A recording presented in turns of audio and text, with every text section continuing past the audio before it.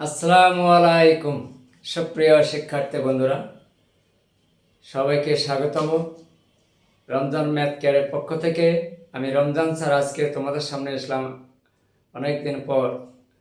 নবম ও দশম শ্রেণী অর্থাৎ সামনে যারা এসেছে পরীক্ষার্থী 27-এ, তাদের জন্য আমি একটা ত্রিকোণমিতির সৃজনশীল প্রশ্ন সলিউশন করে দেখাবো ভিডিও ক্লাসের মাধ্যমে। তোমরা যদি এই ভিডিওটা দেখো তাহলে ইনশাল্লাহ তোমরা খুব সহজভাবে বুঝতে পারবে। আর যাদের ত্রিকোণমিতি এখনও অনেক সমস্যা, আজকের এই ভিডিওটা শুধু তাদেরই জন্য হবে। আমি মনে করব যারা ত্রিকোণমিতিকে অনেকে এখনও সমস্যা বোধ করে, আমরা আজকে খুব সহজভাবেই কিন্তু ত্রিকোণমিতি শিখবো। আজকের এই ভিডিওটা যদি তোমরা খুব সহজভাবে শিখতে পারো, জানতে পারো, তাহলে পরবর্তীতে তোমাদের কাছে এইরকম ভিডিওগুলো তোমাদের কাছে অনেক সহজ বলে মনে হবে। তো চলুন দেরি না করে আমরা শুরু করি। তার আগে আরেকটি কথা বলবো, তোমরা অবশ্যই জানো গণিত মানে কিন্তু সূত্র, আর গণিত মানেই হচ্ছে তোমাদের বেসিকের ধারণা থাকতে হবে। যদি তোমাদের বেসিকের ধারণা থাকে তাহলে ইনশাল্লাহ তোমরা খুব সহজে অনায়াসেই বুঝতে পারবে, কোনো অসুবিধা হবে না ইনশাল্লাহ। তাহলে আজকে আমি তোমাদের সামনে যে প্রশ্নটা আমি সলিউশন করে দেখাবো তা কিন্তু দেখো বোর্ডে লিখে রাখছে, অনেক ইম্পর্টেন্ট বোর্ড পরীক্ষার জন্য। এই প্রশ্নটা কিন্তু রাজশাহী বোর্ডের 2025 সালের অঙ্ক, এর জন্য বলছি ইম্পর্টেন্ট প্রশ্ন। আমরা এখন শুরু করব। প্রথমে আমরা কটা আলোচনা করি। এখানে দেওয়া আছে প্রমাণ করে যে কটের root 1 minus cos square equal কত কস এ, এটা আমরা প্রমাণ করব। এই অঙ্কটা কিন্তু মূলত 9.1-এর 10 নম্বরে এরকম একটা অঙ্ক দেওয়া আছে, সেই অঙ্কটা এখানে আছে। তাহলে প্রথমে আমরা যদি কটা নেই, ক দেখাতে বলছে আমাদের বাম পক্ষ থেকে ডান পক্ষ কস এ দেখাতে হবে, তাই না? তাহলে আমরা এখানে একটু লেফট সাইডটা রেখে নিলাম, cot a root 1 minus cos square, এই যে cot a into root 1 minus cos square এটা আছে। এটা সূত্র হচ্ছে মূলত দেখায় sin square plus cos square equal কত 1। আমি একটু আগে বলেছি গণিত মানেই কিন্তু সূত্র, আর গণিত মানেই হচ্ছে বেসিক। তোমাদের যদি বেসিক ফাউন্ডেশন যদি ভালো থাকে, স্ট্রং থাকে, তাহলে তোমাদের গণিত বুঝতে কোনো প্রকার অসুবিধা হবে না। তাহলে আমাদের এখানে কি আছে, 1 মাইনাস কস স্কয়ার আছে না? আমরা যদি কসটিকে ডান পাশে নিয়ে যাই তাহলে বামে থাকে সাইন স্কয়ারে, আর ডানে চলে গেল মাইনাস কস স্কয়ার। এক পক্ষ থেকে আরেক পক্ষে চলে গেলে তখন চিহ্ন পরিবর্তন হয়। তাহলে এখানে যেহেতু প্লাস আছে, ডানে গিয়ে মাইনাস হয়ে গেল। তাহলে এখন আমরা এখানে কি করব, 1 মাইনাস কস স্কয়ারের পরিবর্তে কিন্তু এখন আমরা সাইন স্কয়ারে লিখব, ঠিক আছে? আচ্ছা, cot a root সাইন স্কয়ারে, তোমরা অবশ্যই জানো রুট এবং স্কয়ার থাকলে এখানে রুট স্কয়ার কাটা যায়, যেহেতু রুটের মান হচ্ছে হাফ। তাহলে এখানে cot কে আমরা লিখতে পারি cos a by sin a into root square কাটা sin a উপরে সে কাটা যায়, cos ইকুয়াল কত আমরা রাইট সাইড পেয়ে গেছি, ঠিক আছে? এই যে রাইট সাইড কিন্তু হয়ে গেছে প্রুফ। বা আমরা চাইলে আমরা নিচেও দিতে পারি, রাইট সাইড প্যারো ভি এটি। তাহলে এই হচ্ছে আমাদের আজকের সৃজনশীলের প্রথম কয়ের সমাধান। এরপরে আমরা চলে যাব খতে। তাহলে খতে এখানে কি বলা আছে, তোমরা কিন্তু যখন দেখবে যদি লেখার প্রয়োজন মনে করো সাথে সাথে লেখে নেবে, কিন্তু পরবর্তীতে অঙ্কগুলো লেখার জন্য এটা কিন্তু মুছে যাবে।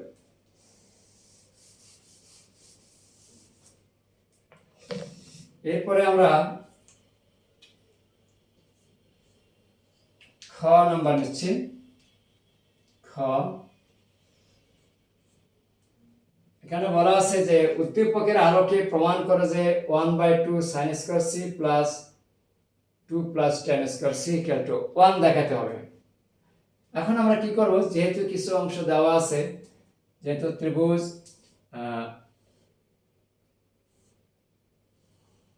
এখানে বলে দেওয়া আছে যে ত্রিভুজ এবিসি এ হচ্ছে এক সমকোণ, তার মানে এটা এরকম হবে, এ এক সমকোণ, আর আর এখানে বি দেওয়া আছে হাফ, ঠিক আছে।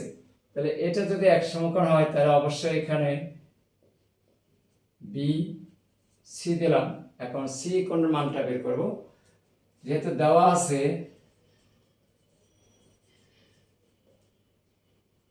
ত্রিভুজ A B C A angle A equal to কত, এক সমকোণ,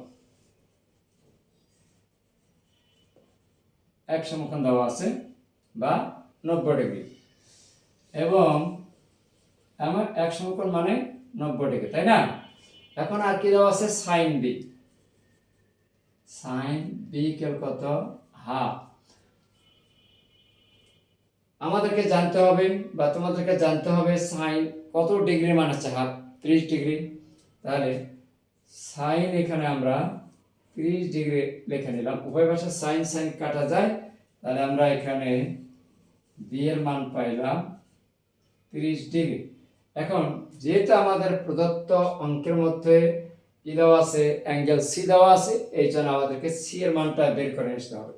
তাহলে অতএব এখন আমরা জানি যে ত্রিভুজের তিন কোণের সমষ্টি কত, 180 ডিগ্রি, অর্থাৎ A plus B plus C equal to কত, ত্রিভুজ এ বি সি এ আমরা লিখতে পারি এ কোণ প্লাস বি কোণ প্লাস সি কোণ ইকুয়াল কত, 180 degree.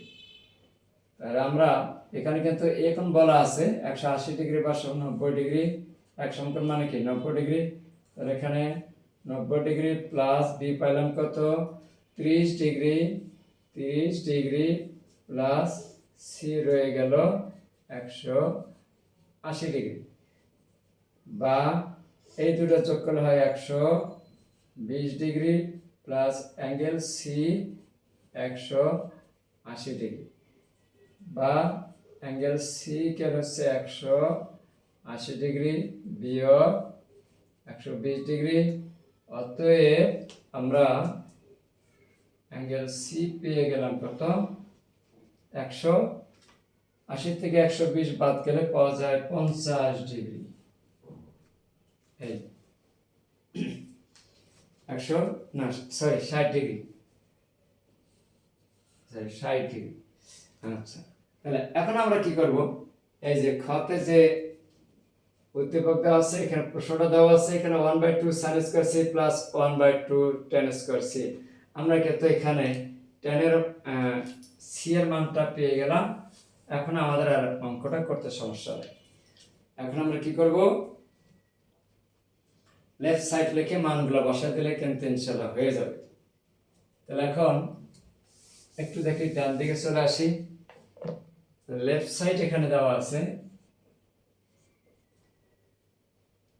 1/2 minus sin square c plus 1/2 plus tan square c, ঠিক আছে। যেহেতু আমরা এখানে c এর মানটা পেয়ে গেছি, তাহলে মান বসাই দেই, 2 si sin স্কয়ার c এর মান কত, 60 degree plus 2 plus tan square 60 degree, 2 minus, জানতে হবে আমাদেরকে sin 60 ডিগ্রি মান কত, √3, √3/2 sin 60 ডিগ্রি মান, sin 60 ডিগ্রি মান হচ্ছে √3/2, যেহেতু স্কয়ার আছে স্কয়ার দিয়ে দিলাম, প্লাস 1/2 প্লাস tan স্কয়ার মান, tan 60 ডিগ্রি মান হচ্ছে √3, তারপরে স্কয়ার তাহলে √3 স্কয়ার দিয়ে দিলাম 2 মাইনাস, আমরা জানি রুট স্কয়ার কাটা তাহলে 3, আর নিচে যেহেতু স্কয়ারটা আসবে 2 এর উপর তাহলে 3/4 প্লাস 2 প্লাস 3 রুট স্কয়ার কাটা যায়। তাহলে এখন আমরা 1 বাই, যদি আমরা এখানে লসাগু করে নিই, লসাগু কিন্তু 4 হয়, হ্যাঁ, তাই 4 তো এখানে 8 বিয়োগ কত 3, তাহলে 5 বাই কত 4 হয়, প্লাস এখানে হবে 1/5। এখন যেহেতু 1/5/4 আছে, এটা উল্টিয়ে যাবে, মেইন ভাগের আছে ভগ্নাংশ থাকলে কিন্তু উল্টিয়ে যায়, তাহলে এখানে আমরা লিখতে পারি 4/5 প্লাস 1/5। তাহলে এখানে আমরা লসাগু করে পেয়ে যাই, তাহলে লসাগু কিন্তু 5, তাহলে 4 প্লাস 1 ইকুয়াল কত 5/5 সমান সমান আছে 1 ইকুয়াল রাইট সাইড হয়ে গেল, প্রুফ, রাইট সাইড প্রুফ। তাহলে আমাদের খুব সহজভাবে কিন্তু অঙ্কটা হয়ে গেল, আমি এখানে দিচ্ছি। তাহলে অতএব আমাদের এখানে অঙ্কটা কত, প্রুফ লেখার জায়গাটা পাচ্ছি না, তারপর দিয়ে দেন।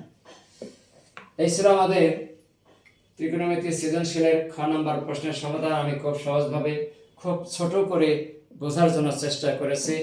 তোমরা যদি শুরু থেকে শেষ পর্যন্ত তাকে খুব সহজভাবে বুঝতে পারবে এবং এইরকম পরবর্তী অঙ্কগুলো কোনো সমস্যা হবে না ইনশাআল্লাহ। এখন আমরা চলে যাব গতে।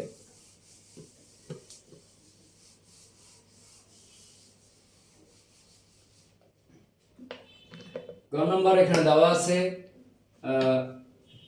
p = 2 হলে আমরা লিখে নেই গ। দেওয়া আছে p = কত,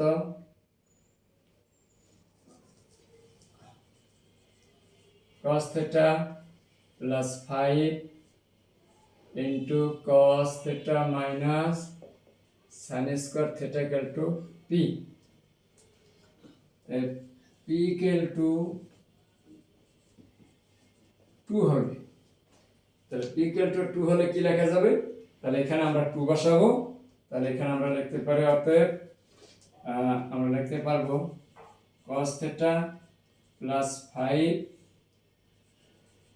cos θ minus sin square θ equal কত 2। এখন আমরা কি করব, এই যে এখানে ব্র্যাকেটের পাশে cos আছে, cos দ্বারা আমরা এখানে গুণ দেব, তাহলে হবে cos square θ plus 5 cos θ minus, যেহেতু এখানে সবগুলো cos আসতেছে এই জন্য sin স্কয়ারকে আমরা লিখতে পারি 1 মাইনাস cos স্কয়ার θ ইকুয়াল কত 2। তাহলে এখানে কি লেখা যায়, cos square θ plus 5 cos θ minus 1 plus cos square θ minus 2 ডান পাশে 0। এখন এই যে এখানে cos স্কয়ার আছে না, এখানে cos স্কয়ার আর এখানে আছে cos স্কয়ার, যোগ করে হবে 2 cos square θ plus 5 cos θ minus 1 আর মাইনাস 2 যোগ করলে হবে -3। যোগ বিয়োগের ধারণাটা একটু ক্লিয়ার থাকতে হবে, তাহলে ইনশাআল্লাহ তোমরা ভালোভাবে বুঝতে পারবে। এখন আমরা করব মিডল টার্ম উৎপাদক। তোমরা কি মিডল টার্ম উৎপাদক ভালো জানো? যদি জানা না থাকে তাহলে ভিডিওটা মনোযোগ সহকারে দেখো। এখন আমি মিডল টার্ম উৎপাদক করব বিশ্লেষণ। তার মিডল টার্ম উৎপাদক বিশ্লেষণ কিভাবে করব, এখানে 2 আর এখানে 3 আছে, এটা গুণ করে নেব, গুণ করার পরে তাকে গুণ আকারে ভাঙাবো। তাহলে গুণ করলে কিন্তু -6 হয়, তাহলে এটাকে ভাঙালে কি হবে, 3 দুগুণে 6, 3 আর 2 যোগ করলে কিন্তু 5, দুইটা প্লাস হলে কিন্তু হবে না, তাহলে 6 কে 6 নিতে হবে।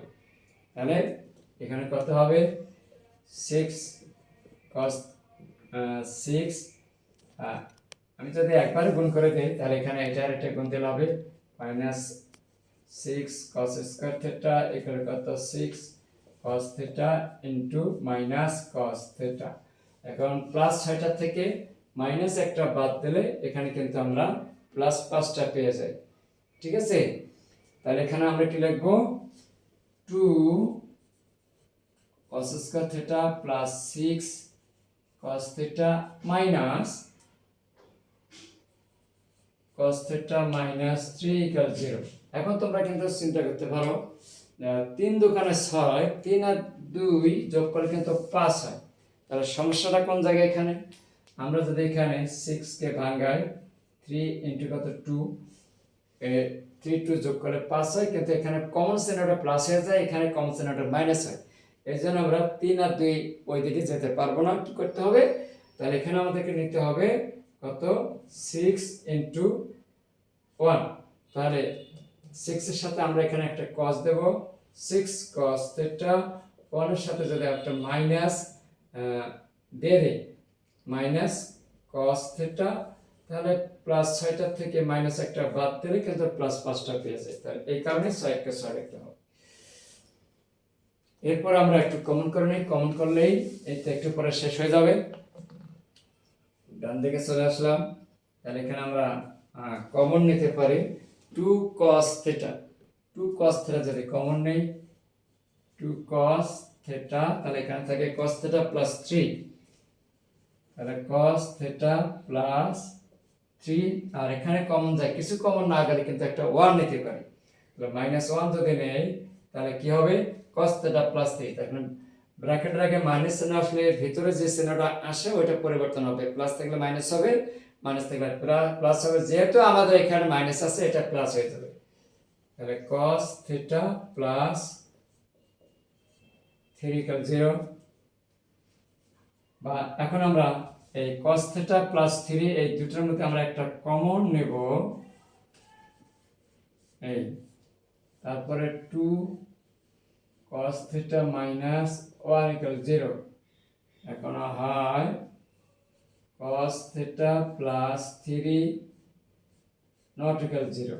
তার কারণ 3টা ওই পাশে গেলে মাইনাস 3 হয়, এর মান নাই, এর জন্য আর কি এটা গ্রহণযোগ্য না। অথবা আমরা এইভাবে লিখতে পারি,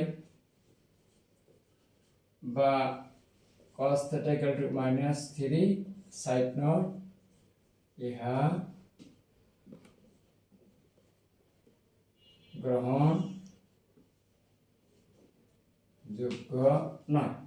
অথবা এই যেটা নেব 2 cos থিটা মাইনাস 1 0, বা 2 cos থিটা ইকুয়াল টু কত 1, বা cos থিটা ইকুয়াল টু কত 1/2, 1/2। এখন তোমাদেরকে জানতে হবে cos কত ডিগ্রির মান হাফ। অবশ্যই জানো cos 60 ডিগ্রির মান হচ্ছে হাফ, তাহলে হাফের পরিবর্তে আমরা এখন cos 60 ডিগ্রি লিখব। তাহলে cos 60 ডিগ্রি, তাহলে অতএব থিটা ইকুয়াল টু কত 60 ডিগ্রি। এটা হচ্ছে আমাদের নির্ণয় সমাধান। আমি উপরে লিখে দিলাম, অতএব নির্ণয় সমাধান থিটা ইকুয়াল 60 ডিগ্রি। এই কত সহজ। যারা এখনো ত্রিকোণমিতি বা ত্রিকোণমিতি যাদের এখনো ভয়ভীতি হিসেবে মনে হয়, ত্রিকোণমিতির নাম শুনলে চমকে ওঠে, হ্যাঁ, আতঙ্কে থাকে, আজকের এই ভিডিওটি তাদের জন্যই হবে। যদি তোমাদের কাছে কঠিন মনে হয়, তোমরা আমার এই ভিডিও ক্লাসটি শুরু থেকে শেষ পর্যন্ত দেখো, ইনশাল্লাহ তোমরা খুব সহজভাবে বুঝতে পারবে এবং পরবর্তীতে তোমার এইরকম প্রশ্ন আর কঠিন বলে মনে হবে না। পরিশেষে আমি বলবো, আমার এই ভিডিও ক্লাসটি তোমাদের কাছে কেমন লেগেছে তা অবশ্যই লাইক, কমেন্ট ও শেয়ারের মাধ্যমে জানাবে। তাহলে তোমরা যদি পরবর্তীতে নতুন নতুন গণিত ক্লাস পেতে চাও, তাহলে অবশ্যই আমার এই পেজটাকে ফলো করে আমাদের সাথে থাকুন। আর সে সাথে যারা আমার ইউটিউব চ্যানেল থেকে দেখছো তাদেরকে অনেক অনেক ধন্যবাদ। যদি ভালো লাগে থাকে তাহলে অবশ্যই চ্যানেলটি সাবস্ক্রাইব করে বেল আইকনটি চালু করে রাখুন। পরিশেষে আমি বলবো, গণিত সহজভাবে শিখুন আর আত্মবিশ্বাসের সাথে পরীক্ষায় সফল হন। রমজান স্যার, আসসালামু আলাইকুম।